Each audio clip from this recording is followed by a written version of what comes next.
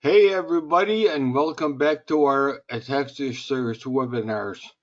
My name is Jonas, and I'll be taking care of things for you here. In the beginning, when you're first diagnosed, even when you're recently diagnosed, and for a little while after, you're scared and confused. I understand this. I've been leading support groups at ataxia for over 25 years. Um, it's real hard to do because there are just so many variables. Uh, some people who are just newly diagnosed, some people who are recently diagnosed may have different issues than someone who's had ataxia for a while. Has different issues than someone who's had ataxia for a long time, like me, and it it really branches out and takes over everything. There's just a lot of variables involved. So we understand the scared and confused thing, which is why I am here to try and tell you that, well, probably probably a lot of stuff that you've heard is not true, and if I can help, I will. That's all there's to it.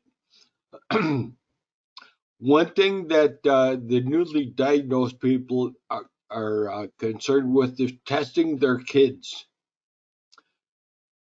But I personally think that this is a bad idea. Um, a lot of doctors think it's a bad idea. A lot of everybody thinks it's a bad idea, but some still think it's a good idea. What happens is when you're diagnosed with ataxia,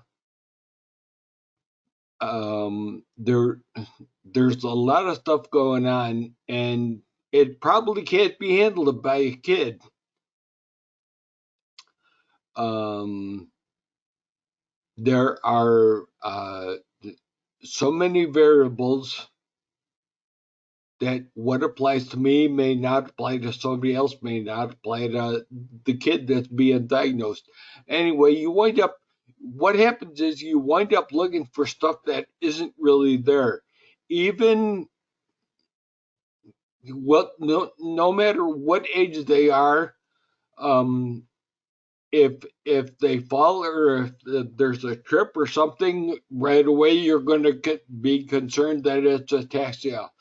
If they stumble over some words, you're going to think right away it's ataxia. Uh, it's just not that way. When they are old enough, when they're planning their own families and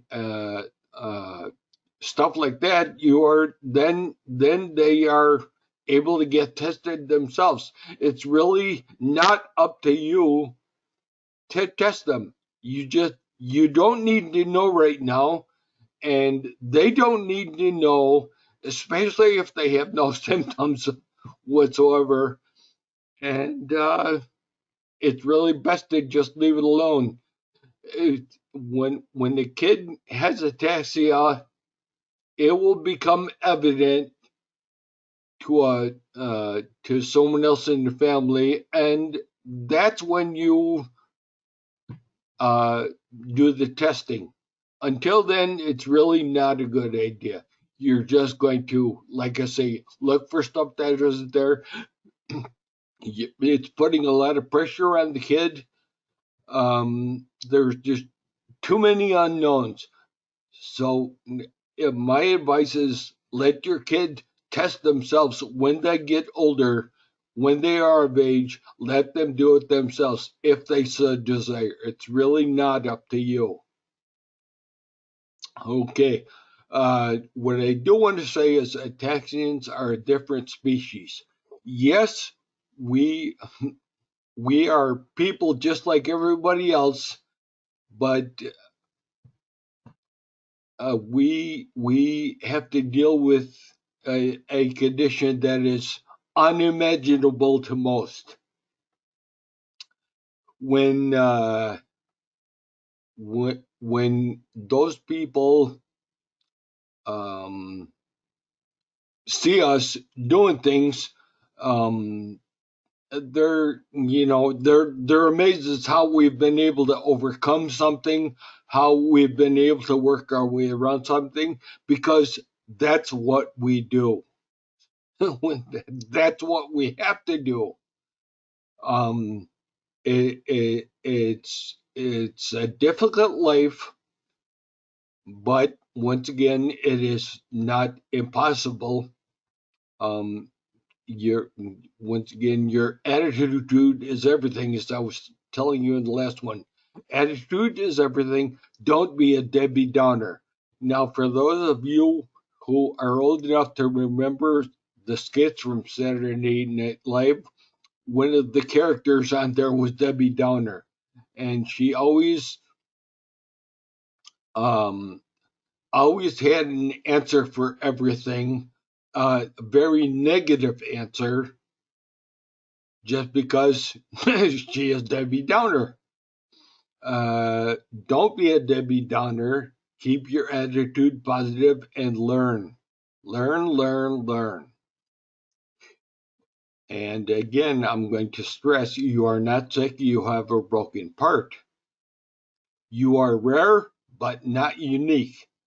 Yes, there are many conditions outside of ataxia that are considered a rare condition. Uh, little over 7,000 to be exact. There are over 7,000 rare conditions that have no cure, no treatment. You, ataxia is just one of them. It's one that you never heard of, and all these other ones you probably never heard of them either. But the people, the people that have them are just like you with your ataxia. They have it, they know it, and they just need to learn about things themselves, just like you do. I keep on saying that knowledge is the key to opening ataxia doors. You have to know how, why, what, everything. It know it. I try to show or explain things in easily understandable terms and language. I can I can put out a bunch of information, and it won't mean anything to you if you don't understand it. And you don't understand it because you haven't lived it. And because you haven't lived it, or you haven't lived it because you are not there yet. There's, like I say, many variables that you have to deal with. So just take it as it comes. Don't look for trouble where there isn't any. Don't don't make things worse than it already is. You can't battle an enemy you know nothing of.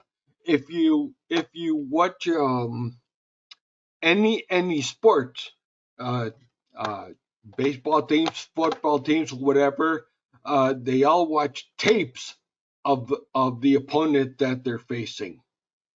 Uh, Fighters, they don't just get in the ring and start fighting somebody. They're looking at videos. They're learning everything they can possibly learn about the other person. You have to do the same with the ataxia. You have to do the hard work yourself. Nobody can nobody can tell you how to live. Nobody can predict what's going to happen. That's all up to you. And it's easier when you know some of the hows and the whys. Now, the thing about the ataxia is you gotta know that not only it affects you, but how it affects you. It saying that your speech is affected, vision is affected, and walking is affected. That doesn't mean a bean. You got to know why. You really have to know why. And once you know how and why, taking over the world is no easy task, but it becomes much easier once you do. There used to be a cartoon show called Pinky and the Brain. I have a 10-year-old bloodhound that I called Stinky because she has some very bad breath. Anyways, we've become Stinky in the Brain. We're always taking over the world, just like Pinky and the Brain used to do in their cartoons. Like I said, you have to know some of the hows and whys. Um, you have to know that everything that comes from your brain goes through your cerebellum and into your body. You have to know that it doesn't work that way, or that your cerebellum just doesn't work properly, so your body can't do that. You have to know, let's say, what you're walking and you're stumbling. You got to know why you're stumbling. You got to know why you're losing balance. Why this? Why that? It's much easier to swallow when you know the hows and whys. That's not only with the ataxia, but everything else. It's very simple. You got to know the hows and whys, and it's not such a mystery to you anymore. What I do is try to put ataxia in the simplest form. Like I said before, it doesn't matter how you got the ataxia, where you got it, what type you have, etc., etc. You have ataxia. Uh, Look at it this way: it's kind of like having a car.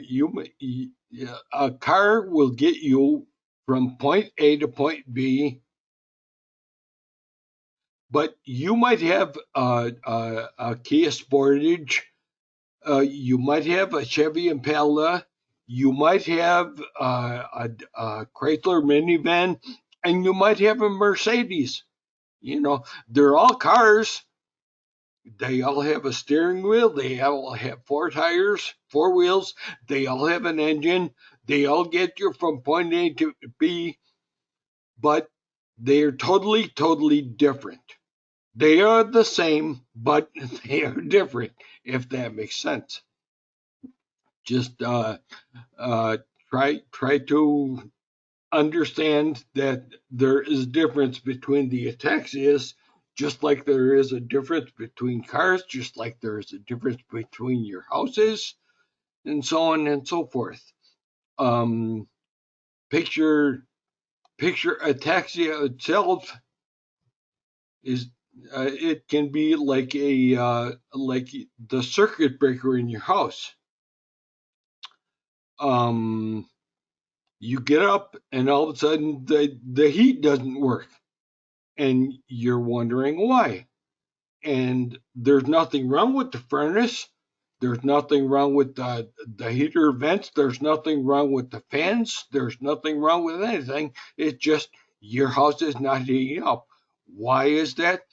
Because somehow the circuit tripped. Somehow it got shut off. The same thing happens to you with ataxia. Sometimes, for whatever reason, the circuit gets tripped, and the signal from your brain can't get through your cerebellum, so your body can't receive the message because the message just isn't getting there. You turn that circuit breaker switch back on, the furnace is working fine, your house is getting toasty warm, it's all good. But it's the circuit breaker, it's not the furnace. get get that concept because I'm going to use it quite a few times. Um, Also, I can put tons of info out there, but it can't make you understand it. That's up to you. Um, as I said, I've been doing this for 25 years. I learned the hard way. Uh, if one thing didn't work, I would try another thing, and I would try another thing. And if it did work, I would keep on doing that, but also trying other things in case something else works better. Um, not everyone is wrong all the time. It's what appeals to you. What is more of your thing? Is it this person's way of doing something, or that person's way of doing something, or is it better off that I heard about this or read about it from some doctor or whatever? It's very simply, you have to understand it. You have to know how, why, when, where, everything like that. You have to know these things. It's up to you. You can't be taught that. It just can't. The books or my book, the videos, the webinars, they're all intertwined, and you will probably read and watch multiple times. You know how on a TV show or on in a movie or whatever, you can watch it several times, and the second, third, and fourth time you pick up stuff that you didn't pick up the first time. Well, this is the same with watching and reading this stuff. You can watch it again and again, and maybe something that didn't apply to you before applies to you now. Maybe it just it's it's time to uh, watch it and learn and even change your perspective a little bit, and whatever it reading and watching multiple times will do you a lot of good. Let's put it that way. um I got a couple of signs here. Ataxia, it's a strange world we live in. Yes, it most certainly is. And I I don't like being here, but I am here. It's just the way it is. And also, it's just like being permanently drunk with no buzz. Yes, it most certainly is. Um, but that's the way it goes. So we've got a few more webinars coming up. Um, you may hear some of the stuff over again because two reasons. First of all, I have ataxia, and therefore I tend to be a little bit repetitive here and there. And secondly, if you are watching something over and over again, it's because you are picking up something that you didn't pick up the last time. You're learning more stuff. Maybe something else can apply to you that didn't apply before. There's a lot of reasons. Anyway, just take the book, the videos, the webinars, do whatever you need with them. You will learn. You need to understand this information. You need to have this information, and you need to diligently do do research and know things for yourself, because nobody else can teach you. And with that being said, I'm gonna go do what I do, and we'll see you all next time. Thanks a lot.